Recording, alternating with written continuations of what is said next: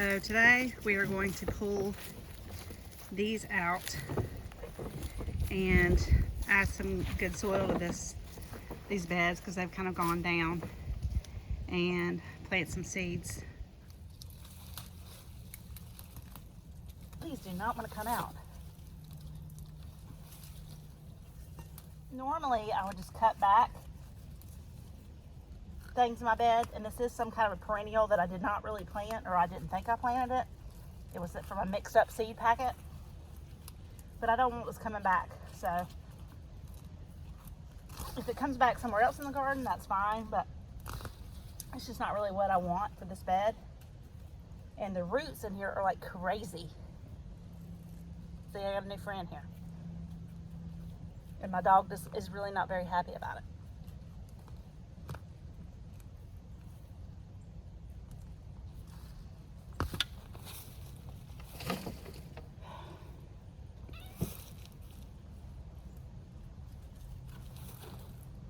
Get out of here. These are super hard to get out, and I'm pretty sure it's a perennial. I still was never able to identify exactly what it is. Normally I'm all about perennials, but I just didn't really want this here. And notice I apparently really do have a new garden companion. I gave the first bunch of this to the chickens, and honestly, I don't know how to look it up to see if it's good for them or not, because I never have really identified it. Some things said it was something related to a coneflower, something called cut coneflower. Somebody else said it was some other kind of sunflower. I heard so many different opinions. So I don't know. I know the coneflowers and echinacea and all that, and sunflowers, chickens can eat. So I realize I'm taking a chance here, and I don't recommend that to everybody. But I have noticed that they don't usually, if it's something that they can't eat, they don't usually eat it. They're smarter than we think, than we give them credit for. And then there's some things that are medicinal in small doses, but toxic in big doses. And they usually know that. In some ways, they're smarter than we are. And in other ways, they are remotely not smarter than we are. They are ding-dong sometimes. Well, Bubbles is going to get in on the action. And Bubbles' name is Bubbles the duck, because that's what my niece named her. She used to belong to her.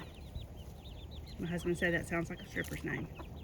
But that's what my niece named her, so that's what she is. Her name is Bubbles. Isn't that right, Bubbles? Some of these I'm just going to drop in this beginnings of food forest that right now is an absolute mess, and I'm planning on working on that this year. I have a lot of different herbs in here, and blueberries, and a couple different apple trees, and a peach and a fig, and it's a mess. It's a straight mess. So I need to get in here and work on it. But I'm going to throw some of these plants in here because I like the idea of them coming up here in the food forest. I'm about to cardboard around the things that I haven't planted and mulch heavily. And I'll record that when I get to that point. Not there yet. I still have too much work to do in the garden. I don't know if y'all see all the mess still that's been made by armadillos in my garden.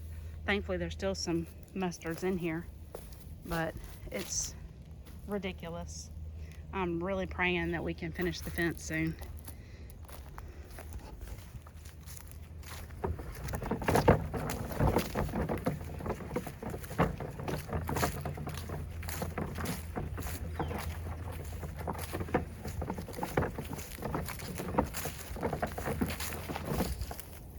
Put down these fake snakes everywhere.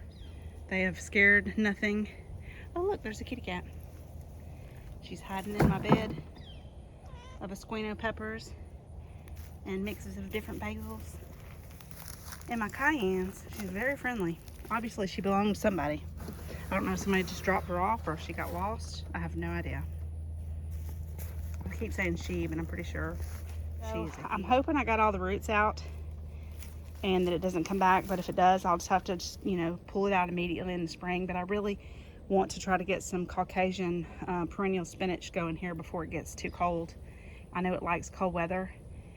I'm probably going to leave this trellis, even though it's like over a year old now.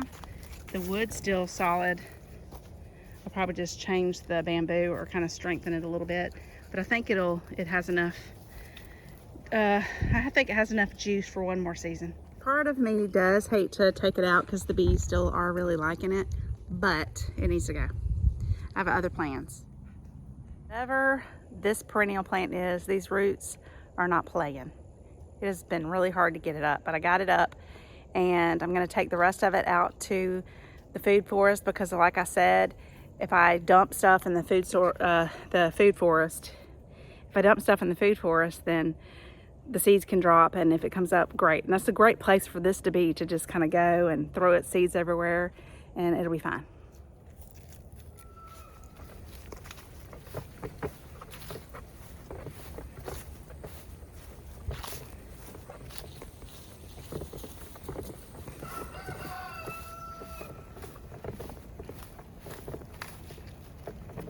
So I feel like these two beds need some added nutrition, and I do have some comfrey tea that's ready to go that I'm gonna fertilize a lot of things today and tomorrow with.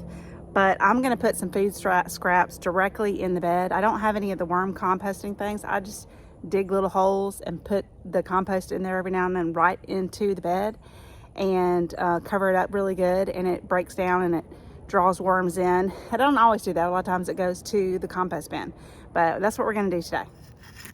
So I've dug a little hole in my bed, and we are just gonna dump some of this right in here. I've got some eggshells and some coffee grinds. I'm probably gonna take the paper towels to the compost bin, but I'll let this tea bag go in there.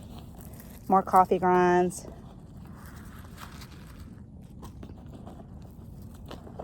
And some butternut squash peelings. And now I'm just going to cover this up. I'm going to take the paper towel out. And we're going to do the other bed. And then we're going to top off this bed with some soil.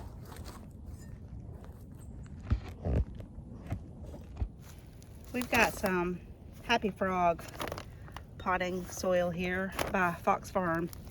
And I'm just going to kind of put it around here, top it off a little, half of the bag in this bed and half in the other bed. And I have a few herbs that are in here still. There's some basil, and over there's some cilantro and parsley. And I'm just going to kind of put the dirt kind of around them, and I think they'll be fine. You also can dig them up and then plant them back in there, but I'm not going to do that. And I'm even actually going to leave this little bit of old hay in here. I mean, if people can grow things in hay bales, it's not going to hurt for this to be in here. It's just going to break down. And I'm actually, when I get done with that, going to put more hay on the top just to keep the soil dry. I meant just to keep the soil moist. Why would you want to keep the soil dry? Don't do that. So I got them both topped off, and I did take out some of the hay, but I didn't make a fuss about it. Some things I think people make too precious with gardening, and you don't have to do that. Like, this is supposed to be fun.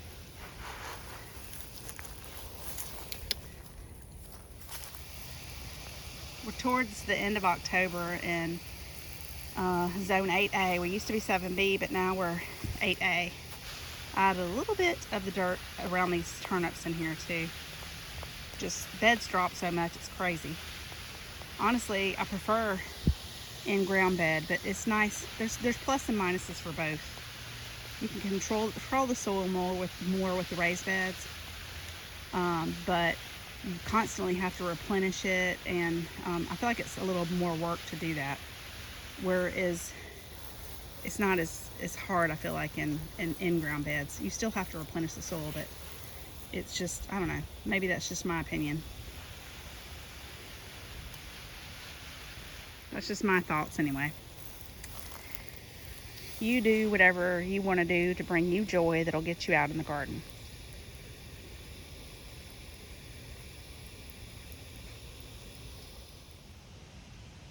I have here a perennial spinach that's a vining spinach called Caucasian spinach, and it's supposed to be cold hardy, and so I'm wondering if it'll do okay. It's supposed to like cold weather and cold stratification, so I've had these in the fridge on a damp paper towel, and I was hoping that they would have sprouted, but they have not sprouted.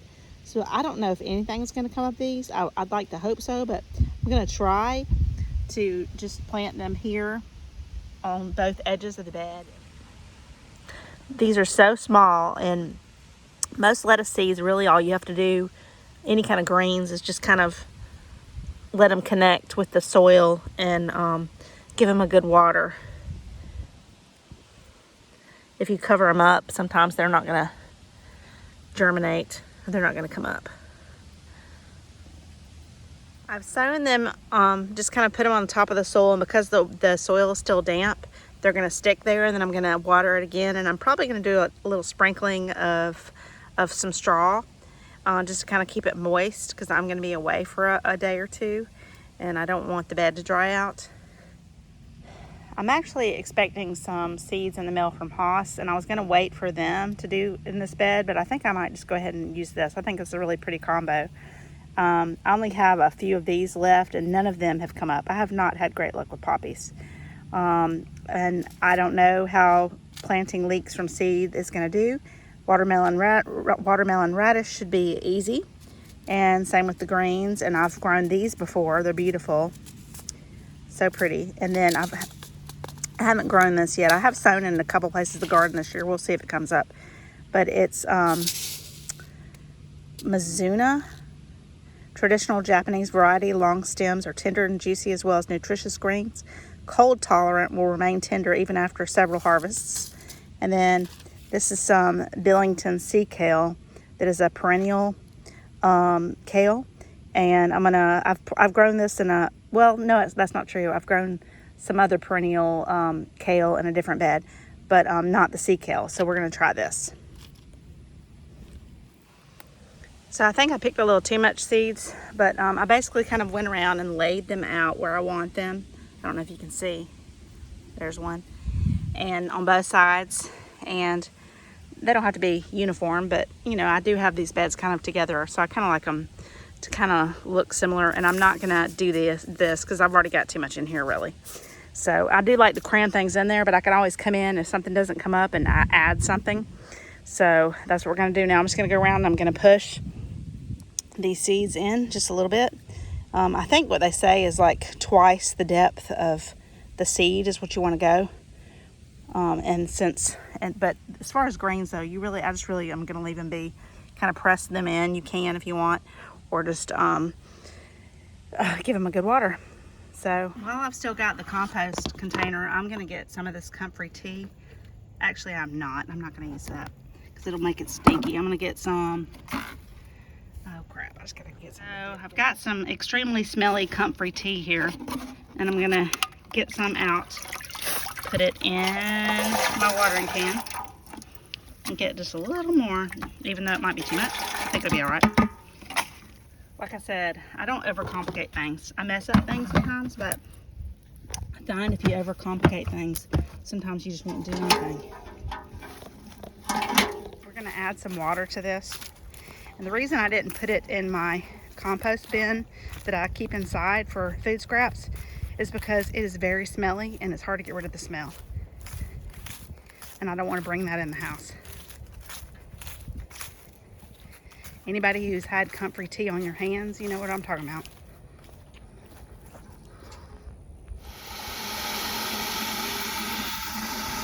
And you do want to dilute this with water because it's pretty strong stuff. And I'm actually probably not going to use it on these beds because this has a bunch of good stuff in it already. I'm just going to plant seeds, and I'll do a follow-up video on that. But I'm going to use this to feed some of my other beds, especially my greens over there. They need some food. My asparagus is going to go to sleep soon for the... Does anybody know what it means when your pepper plant curls up like this? It's the only pepper plant that is doing this. Oh, look at my eggplant, y'all. It's looking good.